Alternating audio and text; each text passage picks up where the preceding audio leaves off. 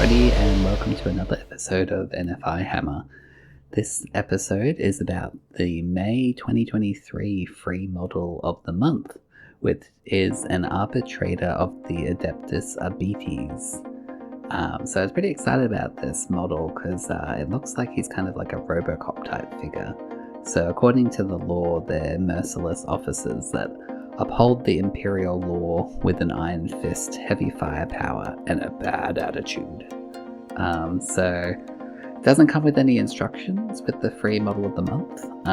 For those wondering, you just kind of walk into the store when they're available. So this one came out on the 13th of May, which is why it's kind of coming out, this video, a bit later in the month. But yeah, just walk into the store and just chat to the people working there. I actually went with my boss on a lunch break and we went down together, and he got his first Warhammer miniature, so shout out if you're watching. I did struggle a little bit with the arms, just gluing them on the right position, but eventually it all clicked. So once the model was all clipped and assembled and glued, it's time to prime it. So I'm just sticking it here onto my leveling stick that I use to spray paint. Just making sure it's all secure with the blue tack. And so once it's been primed, I just use the black primer because this model is primarily just all black. He's looking pretty cool, but the dark prime really loses a lot of the detail. It's very hard to make out. So what I'm doing here is I'm just applying my silver lead belcher, and I'm just highlighting details in the model. So certain parts of the gun, parts of the helmet and the antenna on the back, and then his baton, as well as like the radio unit. I painted half of that silver. This was kind of tricky because, as I said, the detail kind of gets lost with the darkness, so it's kind of hard to find all the sections. So I had to come back later and get some that I missed.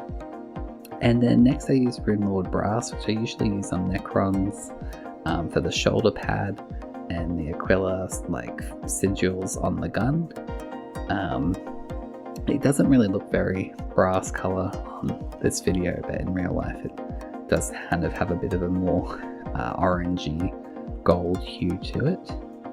I did also forget about the mark sigil on its belt buckle, so I actually had to come back later and pick that up. And I've only got one color, which is this Mephiston red. That's my only red color, so I'm using that to color in the shotgun. And again, I'm just trying to avoid any of the already colored in sections, and also using it as an opportunity to get any areas that I accidentally colored in.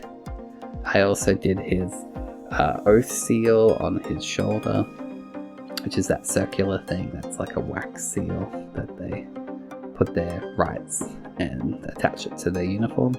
And then I kind of just freehanded this line on the left shoulder or right shoulder.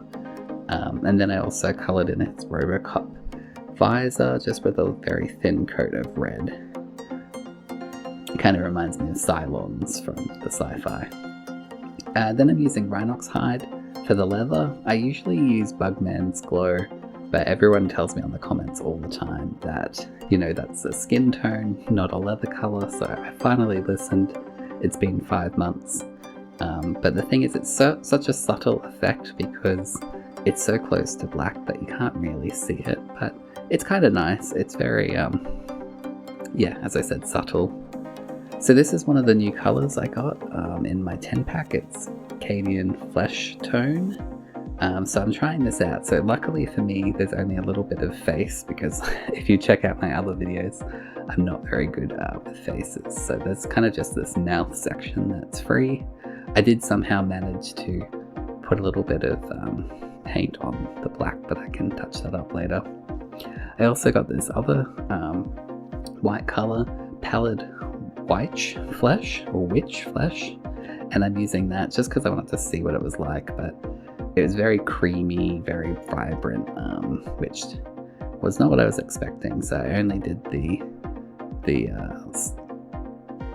piece of paper with that white, And now, as I said before, I'm kind of coming back with Leadbelcher, and I'm just touching up some of the areas that I had missed. So like there's these little buckles on the boots, and then I'm coming in with Ringwood Brass to touch up the sigil on the belt, as well as like the hilt of the baton. I just kind of did these colors and like part of radio brass because I just feel like it helps break it up. And then with Nuln Oil, just going over the red areas and the silver areas with it, just to kind of give it a bit more of a coloured in textured look. And then with Agrax Earthshade, which kind of has a bit of a brown pigment, just doing the brass areas and the paper. And I also did the flesh section as well, just to kind of give the lips some definition. And this is a Reikland Flesh Shade, which is a red shade.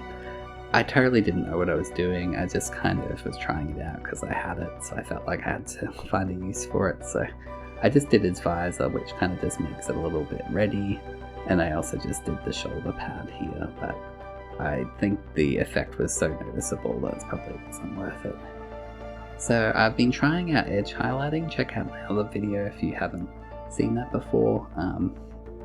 So I'm just trying some Storm Vermin Fur, and I'm just trying to get some of the edges. I was a little bit more successful, I think, than my first time. I think the model lends itself to having very protruding edges, so it was kind of easy to get in there and get the paint. So I didn't go too overboard. There were some edges that I missed, but I think it really needed it on this one because it's all black, and so without any of the edge highlighting, it kind of just looks like it's two-dimensional. So this kind of helped pull out some of the aspects of it. It's definitely an area that I want to improve on. And then I realized that his helmet is meant to have like this white stripe down the middle, kind of like a Necron Immortal videos that I used to do. So I'm just trying to paint that on here. So there's like 2 times I kind of just freehanded a stripe. They're not perfect. I was going to use tape or blue tack, but I couldn't be bothered. But the guy's pretty much finished now. So what I thought is I'd keep attempting to get rid of this technical hard coat. So I'm using that to put into the visor to try and create a bit of a lens glass effect. So I'm kind of applying it quite thickly, so it kind of creates this like perspex kind of glass effect. I had a little bit on the lens, I just wiped it away, but I should have probably used a paper towel or something for that. And then I thought I might as well try this yellow since I've been using it as a stand, so I coloured in the cord at the back just to give it some colour and some uniqueness to the model.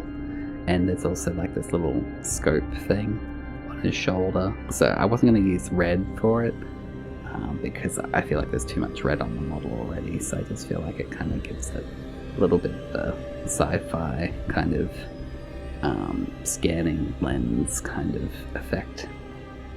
So now it's time for the base. So I'm just using my trusty PVA glue, and I'm just applying a thick coat along the bottom. And this is just to help the sand and stone stick to it. And I'm trying to get any excess on the model, but it does dry clear. So once it's covered, just dip the model in, give the rim a wipe, and once it's dried, then it's time to apply some grass. So I just put a dollop of glue, and then just kind of put the grass on. I kind of didn't clump it as well as I like to, so it looks more like a bush than a shrub. I guess if there's a difference between shrubs and bushes. So yeah, it was not what I was kind of going for, but it kind of looked alright at the end. And so then I just tip it upside down, and I just try and get the excess off, and then I just leave the model upside down with some blue tack on the edge. So this is what it looks like as a finished product. I was really happy with it. The Rhinox hide is very subtle, it does kind of blend into the black, and the lighting here is a bit funny, so it doesn't look as good as it does in real life, but for a free model of the month, I had heaps of fun painting it, and yeah, it has quite a different aesthetic to any of the other models that I had painted. If you like this video, or if you like following along on my journey, or you like to share any tips or advice, please feel free to leave a comment below, like the video, or subscribe. It's totally free and it helps me out a lot. Anyway, thanks for watching, and I'll see you next time. Bye.